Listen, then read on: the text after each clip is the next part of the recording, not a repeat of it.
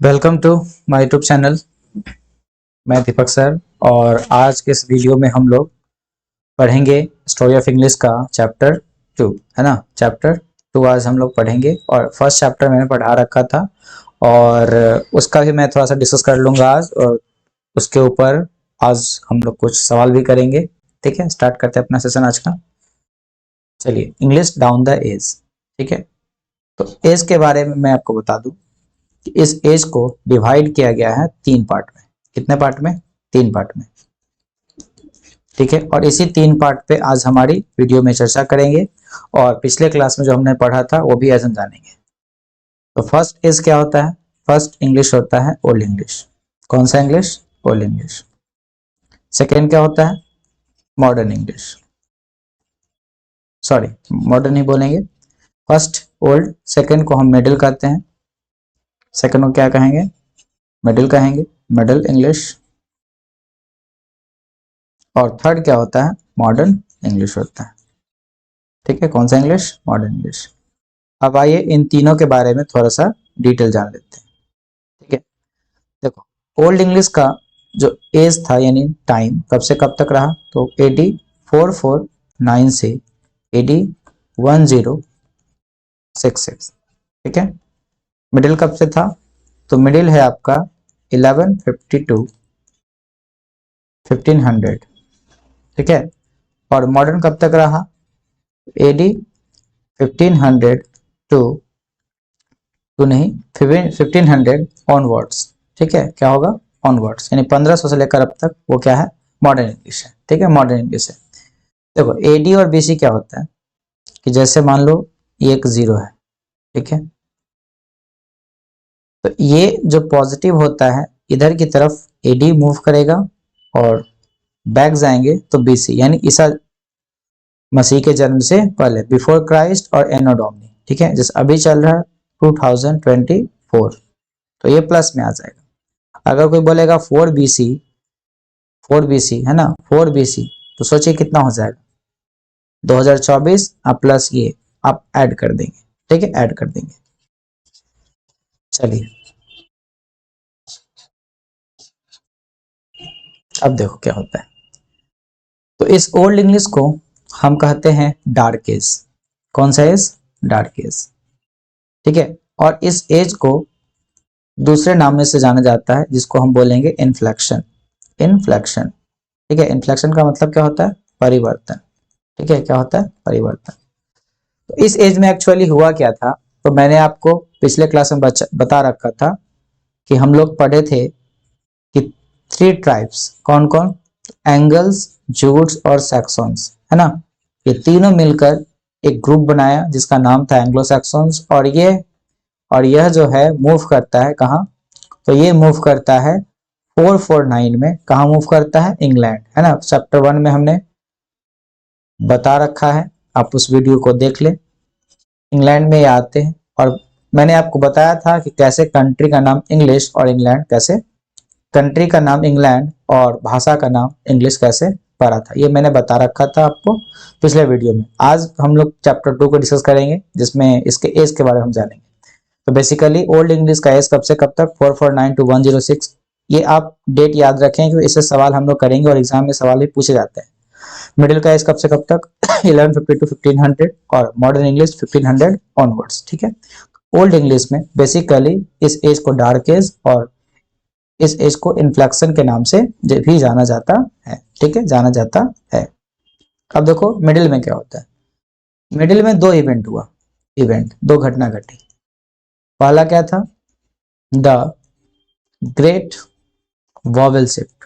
ये होता क्या है? तो ये एक्चुअली प्रोनाउंसिएशन में शिफ्टिंग किया गया था। जैसे आप देख लो यहाँ पे, जैसे मान ले हम जानते हैं कि RO से होता है रो। ठीक है, RU से क्या होता है? RU से रू होता है, रू होता है। अगर मान लीजिए अगर हम लिखते हैं ROU, तब क्या बनेगा? तब तो ऐसे होना चाहिए अगर मैं दोनों को मिला दूं तो, लेकिन ये क्या होता है? गलत होता है। होता क्या है? रॉ। तो ये जो आप देखा ना, ये जो वॉवेल है इसी को शिफ्ट किया गया था और इसी को कहते हैं हम लोग ग्रेट वॉवेल शिफ्ट। ठीक है, ये हुआ कब? तो मिडिल इंग्लिश में।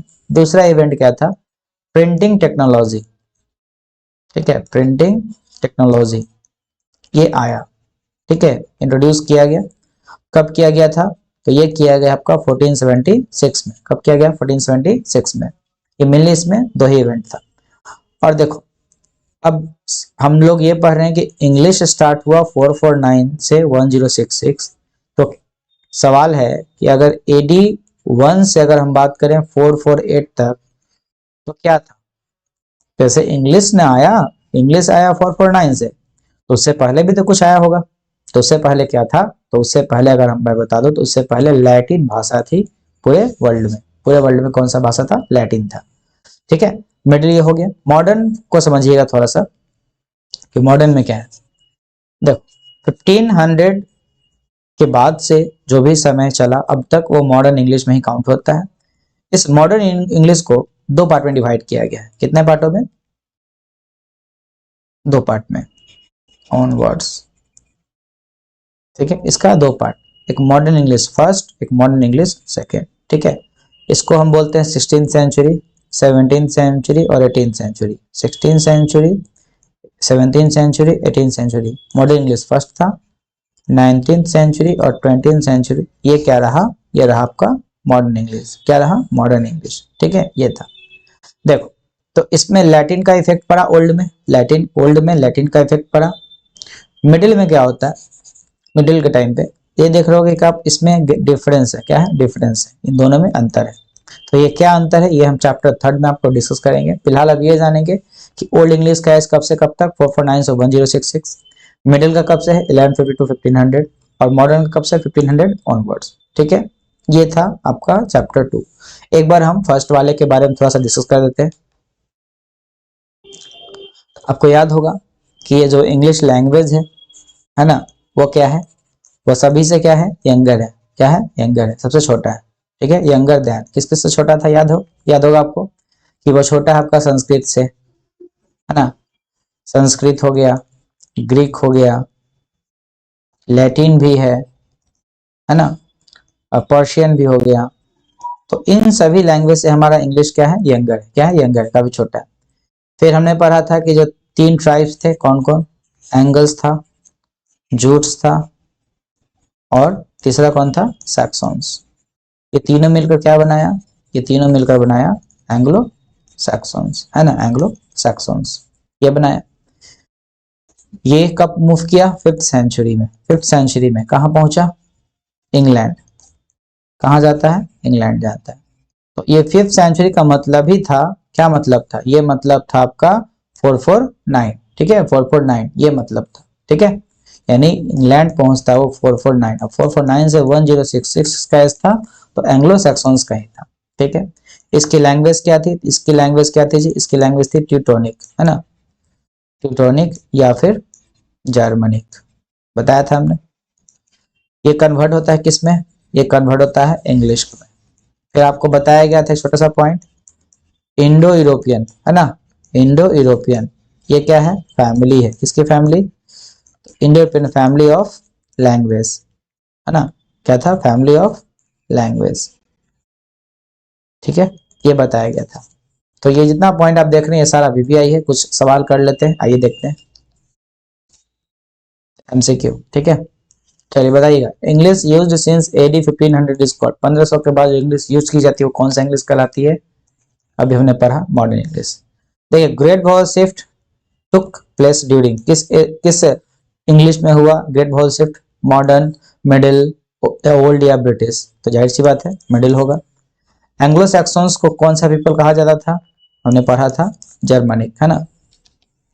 चलिए old English period is characterise, इसको किस किस चीज से हम इसको इसकी जो विशेषता है वो क्या है?